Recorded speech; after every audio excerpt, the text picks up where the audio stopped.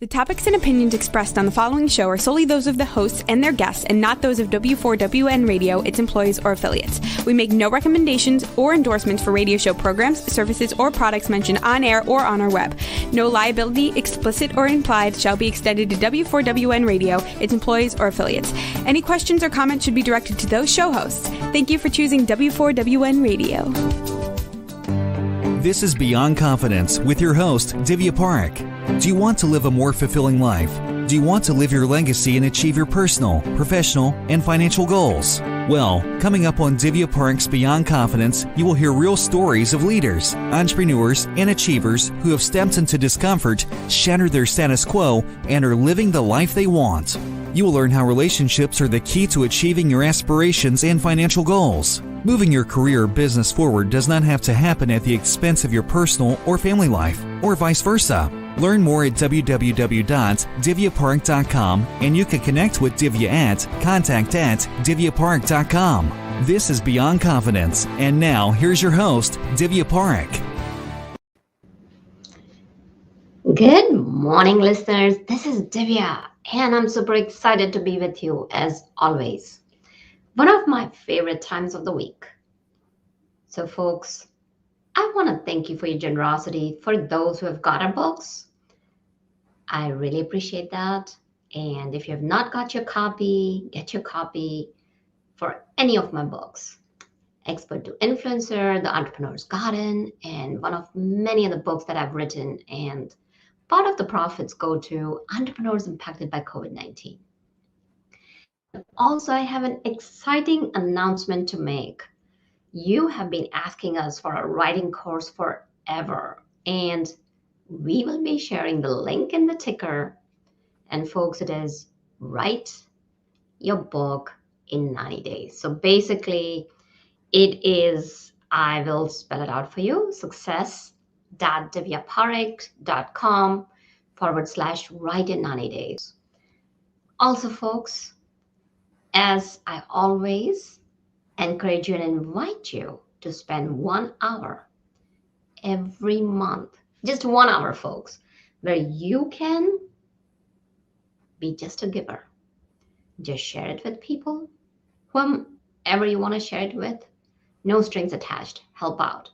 And think about it. Even if you were to start with 50 million people, 50 million hours every month, how powerful that be. And now, without further ado, let's invite our guest in. Welcome, Rob. Yeah. Hi, Divya. Good morning. Good morning. How are you doing? I'm doing really well. It's where I can't believe we're approaching the last couple of months of the year. It's been a crazy, busy year, but very excited for what's coming ahead. Well, that's fantastic. And I know, Rob, you are the sales game changer. So, folks, Rob is going to be sharing with us a lot of details about sales and how to get into sales without being cheesy and how you can be genuine. So, Rob, let's begin at the beginning. So, let's go back to your childhood. And do you recall any person leaving an imprint on you? Well, yes, two really come to mind. I mean, several actually come to mind, but two that I'll mention. One was my grandfather. My grandfather passed away about 7 or 8 years ago now. He lived to almost be 102, but he was an entrepreneur, and he was an entrepreneur who had a father that was not able to sustain his family. Always had a difficult time making a living. And so my grandfather was the only son of 3 children, and he had 2 older sisters, and they struggled, as I suggested, financially for some time. And because of the need for him to help support the family, he was not able to attend university. And so he just got a high school education, but began jumping on the trolley cars in downtown Portland, Oregon, to go from his home to a warehouse where he would stock a warehouse on behalf of Montgomery Ward when the goods would come off the trains. and he learned the power of work and of being a self-starter. And eventually, over the years, he was able to start his own business and became very successful, and always taught me the importance and the necessity of working hard and always being the person that people want to do business with. He said, if you can always become that salesperson or that individual that people want to associate, they want to buy from, that they want to work with, you'll never be at a loss for work or income. And then I also think about another gentleman who kind of helped to mentor me when I was a young boy, and he was an English major, I recall. And one of the things that really impressed me about him was that he always seemed to be able to express himself in a way that was beautiful. His words were always just the right words, and he could write, but he could speak not in some way that seemed unattainable, but in a way that always put people at ease. He was not a Mhm. salesperson by trade, but I've since thought about this over the years that he could have been a wonderful salesperson because of his ability to communicate and to put people at rest and at ease, just simply through his demeanor and the words that he chose. Mm. I love what you shared about your grandpa and this gentleman is that doesn't matter who you are, where you're at, the labor of the labor is labor. And as long as you're doing it for your family, there's no shame in it. And the key is Right. that it's important to take pride in it because you are doing it. You are being a contributing member of the society. And that's powerful.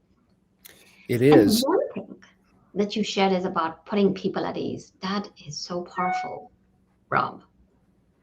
Well, it is. And, you mentioned at the top of the show here that we're going to talk about sales and even help people who are starting a sales career or maybe think that they're being forced into one. It's not something that they've ever aspired to. For many people, it's just kind of a necessity rather than a nicety. And it's maybe a stepping stone to something greater. I know I felt that way because I never intended to get into sales. I never got a degree in sales. But one of the things that, and we'll talk about why being in sales is actually something that we're all assigned to, not just those people who have sales in their title or on their business card or maybe on their signature line, but all of us have a role to play in this regard, personally and professionally. But my Hmm. grandfather taught me something else, Divya, that I think is important for this discussion. Um, he told me a story that one time he was talking to a friend in his office, and he was describing to this friend the fact that he needed to hire someone for a particular role, and and and they had a mutual friend that my grandfather was considering. My grandfather's name was Tom, and the friend that he was talking to in his office, his name was Charlie. And he said, Charlie, I'm thinking about hiring Bill to work for my company. You know Bill pretty well. Can you tell me some things about him? First of all, is he pretty honest? And then Charlie looked at Tom kind of quizzically and leaned across Tom's desk and said, Tom, what do you mean pretty honest? You either are or you aren't. And that was a great lesson that my grandfather learned from his friend. You can't be kind of honest. And so my grandfather tried to impress that upon me growing up. And then when I eventually started my own business over 25 years ago, and now when I work with my clients, when I work with my employees, and that is that you can't be kind of honest. You have to have full integrity. And what a great lesson if anyone is starting a sales career or anyone's trying to further their sales career and get above where they're at today. One of the first things we have to embrace is the idea of integrity, being that person people want to do business with. Absolutely. And Rob, this can be applicable to any profession.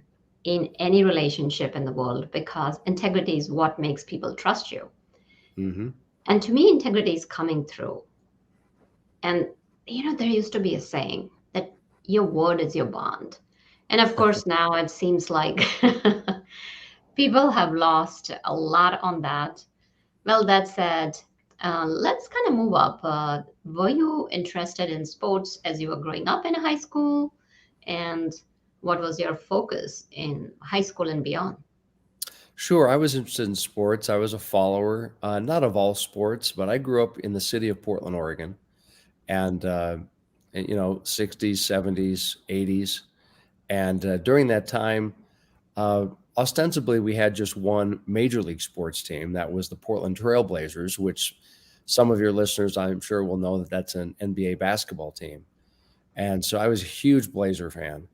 And, um, and so I followed them pretty religiously. I also enjoyed watching soccer because we had a soccer team, the Portland Timbers, which were going in and out of town when I was growing up. And I played sports. I played basketball and soccer and baseball. But I never imagined that I could actually have a career that would involve sports. And your viewers, your listeners may wonder what sports has to do with sales, but maybe we'll talk a little bit about this later. But my first sales job was in the sports industry, and so to be able to put sports into my career, even though I knew I'd never play sports professionally, because I know your viewers can't see this, but I'm not 6'5" and 240. So I don't think I ever will be. So I never imagined that you could actually turn a love of sports into a career. But fortunately, that was a path that I was presented, and I was able to take advantage of it. So, Rob, did you further your education? And then what was the focus in your education? I did. I went to university. I received assistance or aid through a scholarship. Um, and I went into the media arts program of my university, Brigham Young University to be specific. And I was interested in that area. I don't recall ever applying for a scholarship. It just arrived one day in the mail, a letter that I was going to be receiving some financial assistance in that department. So I figured, okay, I guess that's what I'm studying. And I obviously had some interests, and I had done some things in high school that I guess suggested there may be some smidgen of talent in that area. So I learned about film, I learned about theater, and all aspects of it. And then that's what I decided to pursue, which took me to Los Angeles after my degree. And while working in Los Angeles, I was doing a lot of odd and end jobs within the entertainment industry, um, and I had a great time doing that. And working at Universal Studios was my last job in that business.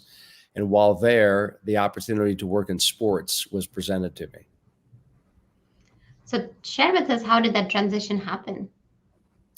Well, like most careers, you don't expect a turn when it comes. And in fact, I have three sons. Just to jump ahead a little bit, I have three sons, and one of them just started a pretty big job just yesterday. And we both agree this is not the career path he was planning on.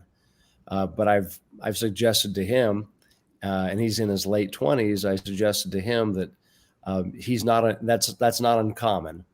So I was kind of minding my own business at Universal Studios, and making a living, not a great living, but making a living. And someone that I had met previously reached out to me. Back in those days, Divya, they paged me. Um, so we don't use those so much anymore. But I got this page on my belt, and so I returned the phone call, and this gentleman reintroduced himself and reminded me of how we had once met. And he said, I've thought a lot about you, and I'm starting a new sales department where I'm going to be the manager for a particular professional sports franchise.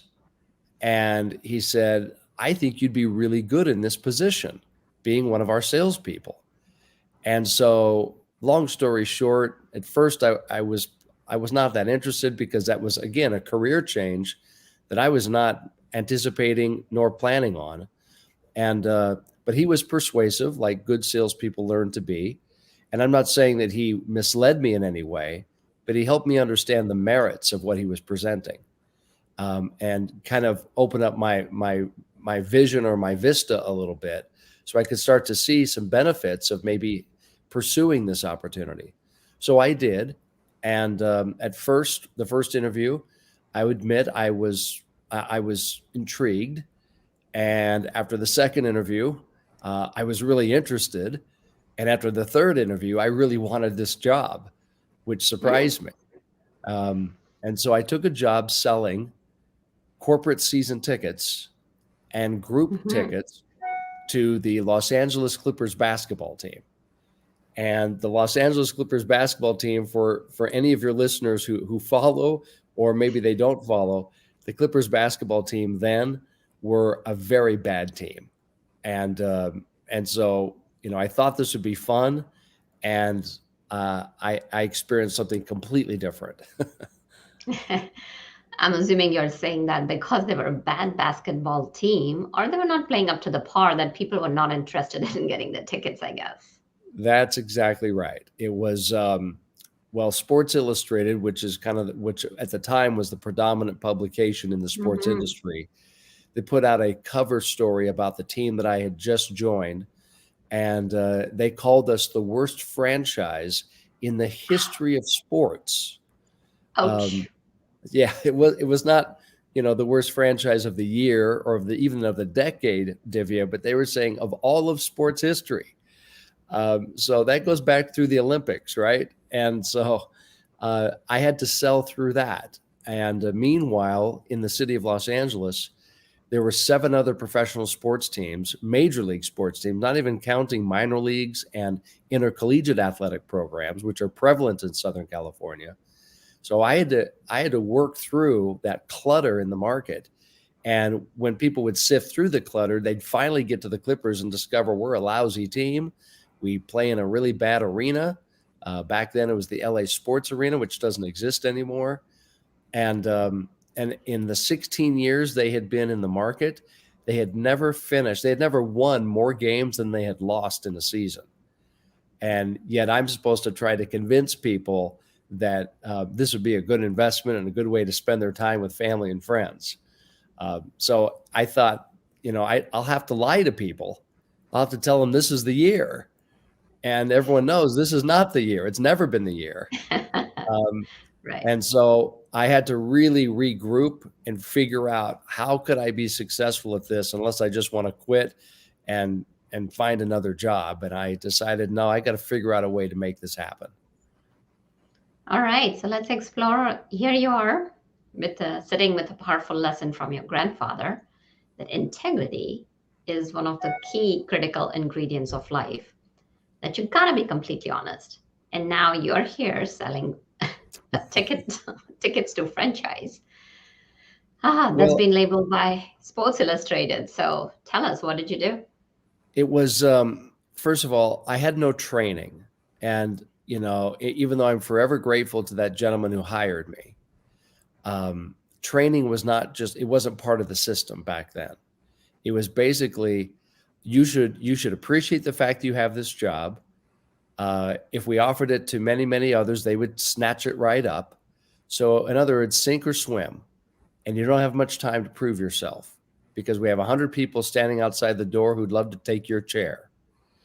So, I thought, because I had heard, again, without any formal sales training, I had just heard over the years that, something like 90% of selling is enthusiasm, right? And so I thought, well, if I could just be more enthusiastic over the phone, which was my primary form of selling back then, this is the early 1990s, if I could just be more enthusiastic, that'll just be contagious and people can't wait to buy from me. And I learned that the more enthusiastic I was about a bad product, the crazier people thought I was, so they wanted to talk to me less. So it was working against me. So I was really just beside myself and frustrated. And the team wasn't helping because they weren't winning any games. And we weren't making any big trades or announcing any coaching changes or even the announcement of a new arena. There was nothing really going our way. So here's what happened, Divya. I was about to quit, and I felt a sense of responsibility because by this time I'm married, and my wife is expecting our first child. And I figure I have to be responsible, right? I have to make a living so we can buy the diapers and pay the bills. And in fact, we were living in a 32-unit apartment building in North Hollywood that had been condemned by the city and was going to be torn down. But the landlord felt bad for me and Allison, my wife, because he knew that she was 8 months pregnant and I was a commission-only salesperson for the LA Clippers. So he decided to let us stay in the building, but he said, as soon as the wrecking ball arrives, you guys got to leave.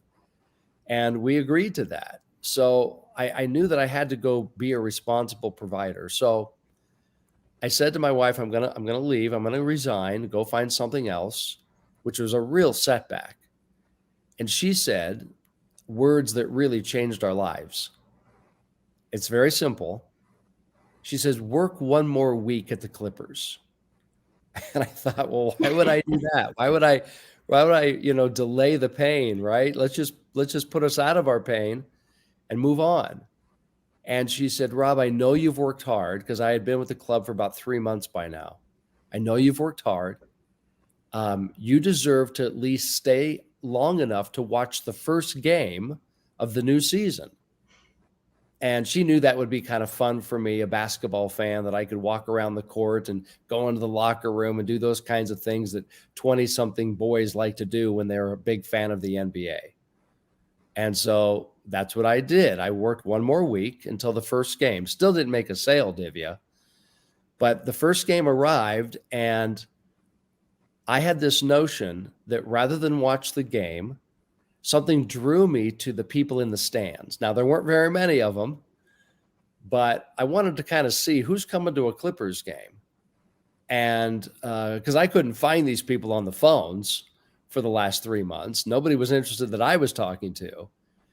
And so I looked up in the stands throughout the game. In fact, I walked around the stands and just kind of observed. And I realized that the people there that night were coming for a different reason than I thought they were. I thought people were coming to watch the Clippers win. And I learned that that's crazy. Nobody does that, at least not in those days. They were coming instead because they were trying to enjoy quality time with their family, with their significant other, with their children, with their grandchildren. They were trying to build memories with them. They were trying to strengthen those relationships, or trying to perhaps build a relationship or repair one, perhaps. I also noticed that business people were there enjoying camaraderie and building better communication among colleagues. They were unifying. It was a team building event for them. Or they were being rewarded for performance at work, or they were being motivated because their performance isn't doing so well at work. And the boss was saying, let's go and let's enjoy ourselves, and maybe we can find ways to get to know each other better so that we'll be better teammates in the morning. Or they were going because they were trying to win a new client, or keep an existing client, or stand out from their competition, maybe take a competitor's client. Or maybe they were bringing someone to the game that they were trying to recruit to their office, to their enterprise. Or maybe they were there as a nonprofit organization to try to thank their volunteers, or win over new members, or to promote their cause or their purpose by putting their names up on the big screen. All of these kinds of different reasons why people use sporting events, I was totally oblivious to as a salesperson. It never occurred to me, because I thought people just go to sporting events to root for their team. And when I came to those multiple revelations, it occurred to me, I've been selling the wrong thing. I've been selling what we say in sports, X's and O's, W's and L's. And I realized I have to be selling results. The results that people can achieve by attending one of our games at our arena. Yes, even watching or participating in our bad product. And when I realized that, the light bulbs were going off all night. I could not wait to get home and tell Allison what I had discovered. We didn't have cell phones back then, Divya, so I couldn't call her. So I had to race home on the Santa Monica freeway to tell her what I just discovered. And when I did, I said, Allison, you got to let me try again. I think I can do this. So we had a long conversation that night, believe me. But eventually we agreed I'd go back to work the next day and try over. And that's what I did. And my conversations were completely different, which led to tremendous success. Mm-hmm.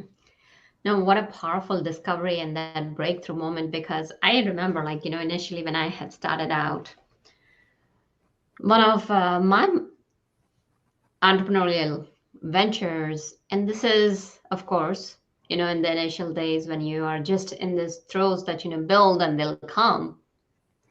I had a partner, we created a beautiful workshop and advertised it as much as we could, sent out postcards back then probably in early 2000 or late. Gosh, I don't remember. It's been a while. So we sent those postcards out, called people, reached out to people via email.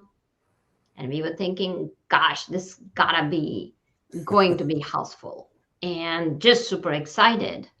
And then, of course, as the time rolls in, and at the end of the day, even though it was a very low budget pricing and we had spent money on like really nice auditory systems and getting some really nice food for lunch and a really nice room in a hotel, of course, not only we went under for that venture, but also we only had 2 people. And one of the most valuable lessons that I learned was that connecting with people where they're at while showing them the results, because it's so important that if you may be talking results to people who are not looking for those results, then it doesn't still land with them.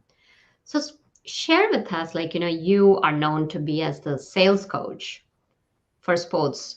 So some tricks and tips of the trade that people can learn from you. Well, I appreciate the way you pose that question. First of all, I know you'll appreciate this, Divya.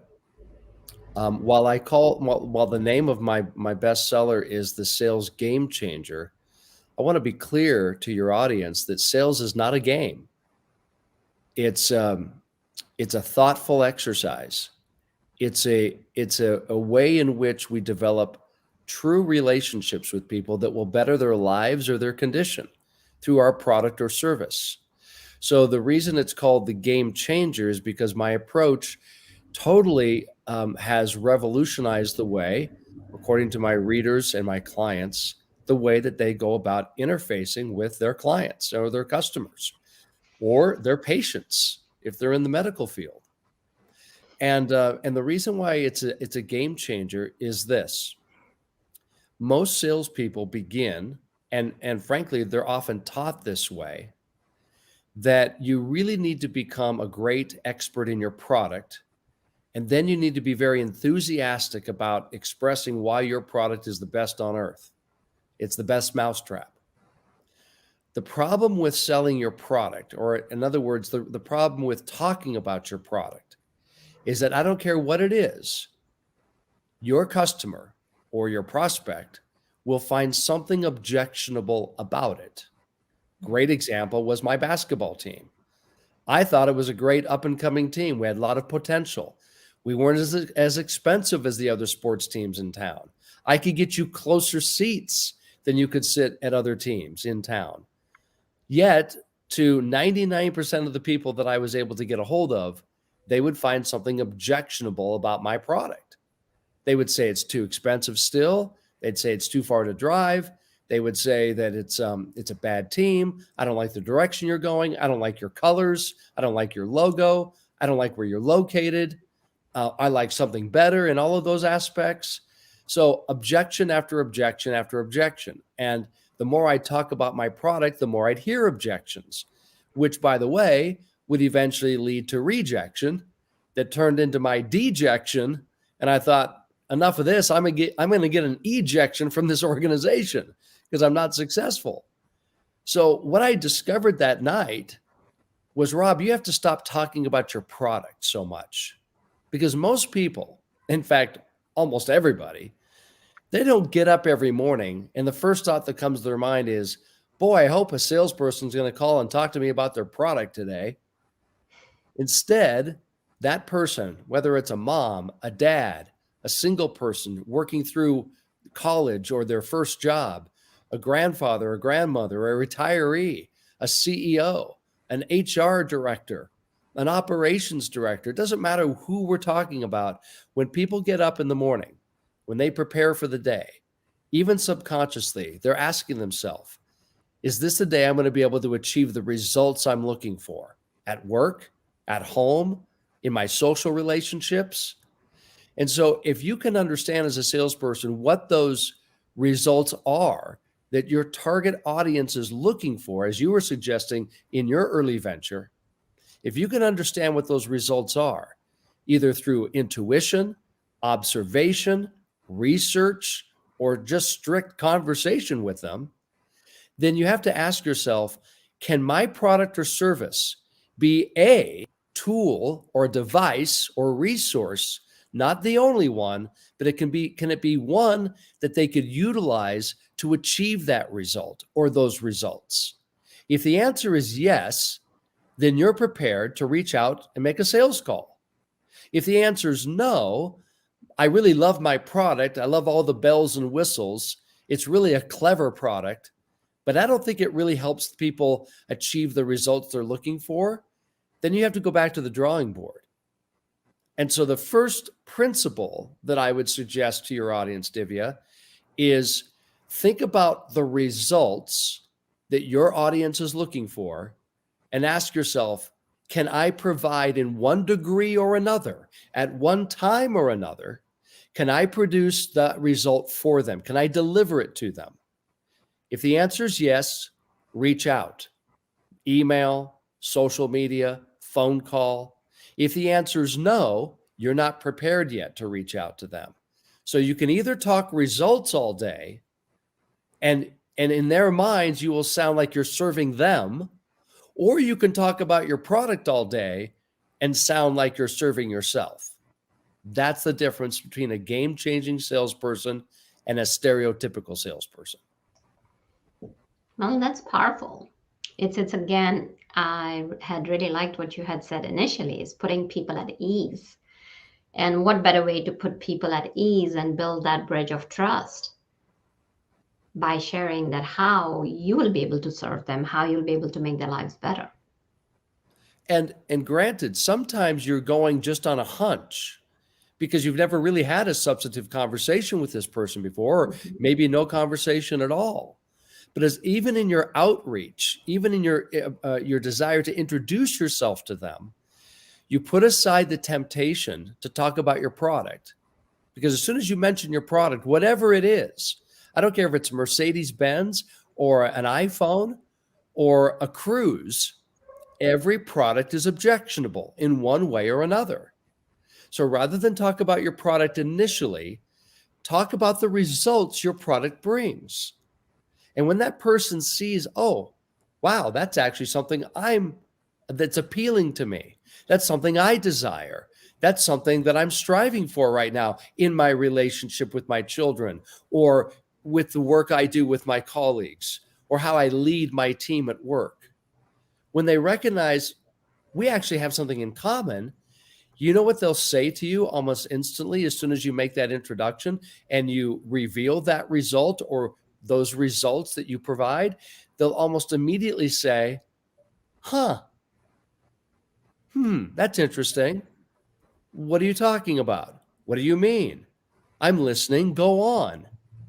And now the salesperson is receiving an invitation to continue the conversation or the communication.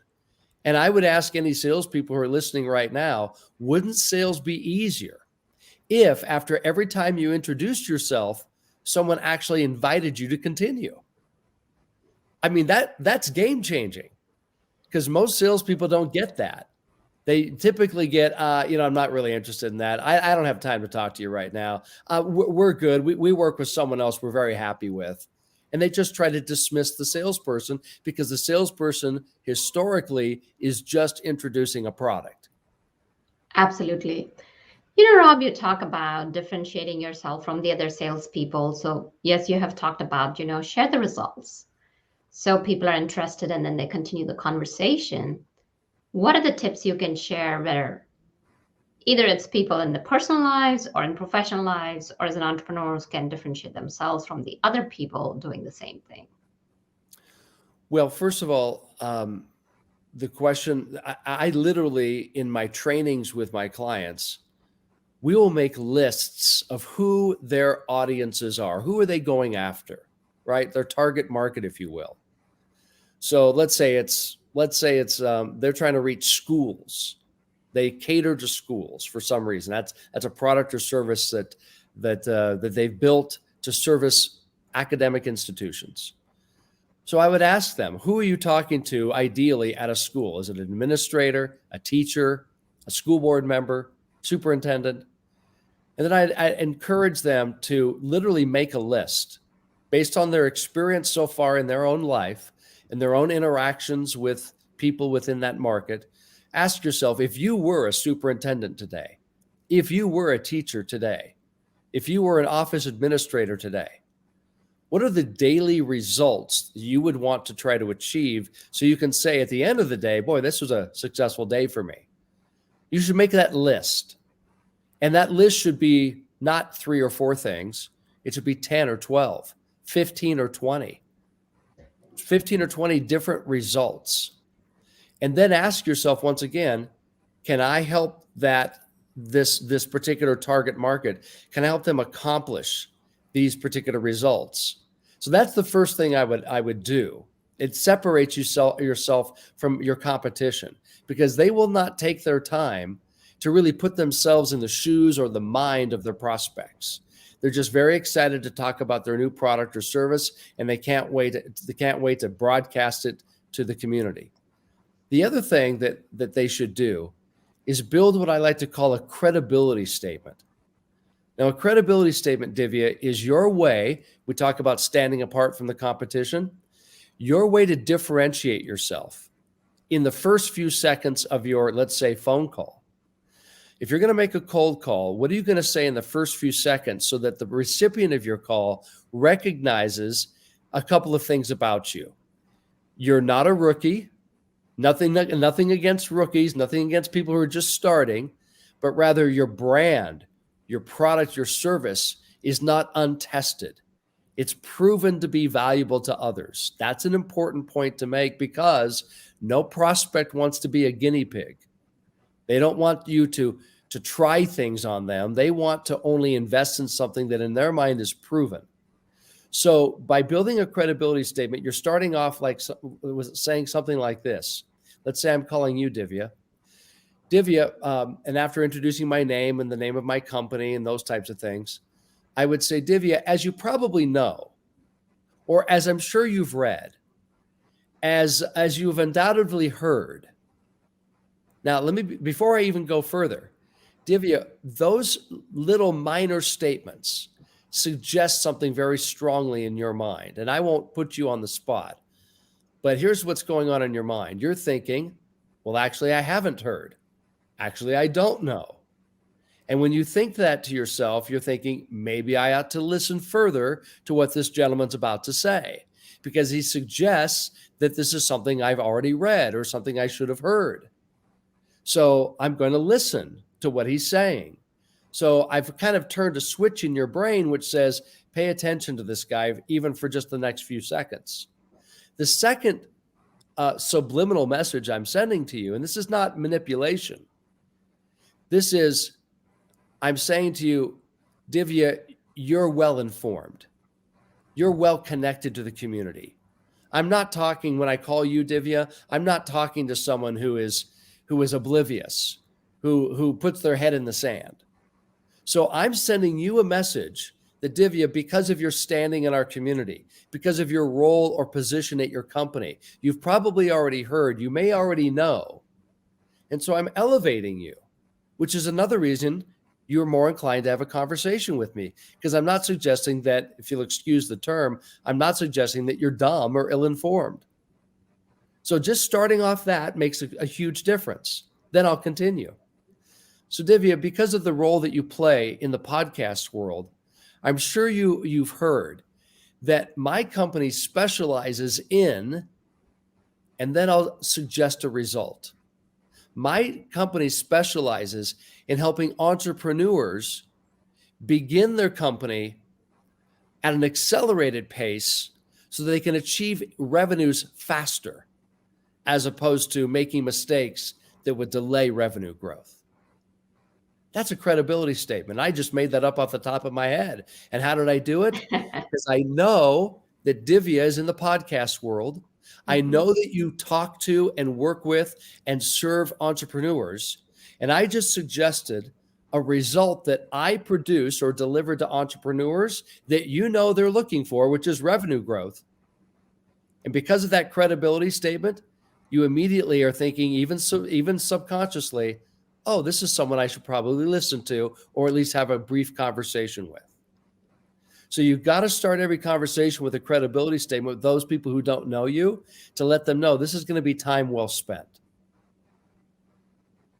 Well, that's very powerful, because what it does is it sets the stage. And it also sets the stage sharing that I'm not here to think of you as somebody who's dumb, as you said, so, pardon my French, so to speak, or you're ill-informed, as you mentioned.